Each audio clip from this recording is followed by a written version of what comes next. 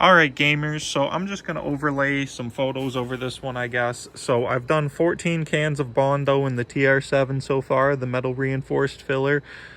This is what it looked like before. Let's get an overlay on. Wow, look at me go crazy with the editing sleigh. Now I put on 14 cans so far. That's not this stuff here. But now, photo on the screen, here's the 14 can floor pan after I've done the 14 cans of Bondo. I've put a bit like all over on the driver's side, passenger side, a bit on the firewall. But yeah, so anyways, here I've got another 20 cans. And I don't know how much of it I'll use, probably most of it. I'm waiting on some fiberglass to come tomorrow. Then I'm gonna fiberglass a few holes, then just Bondo things out to make a nice smooth interior that's really strong, because Bondo is great.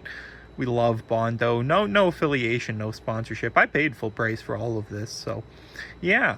That's where we're at with the TR7. Bye.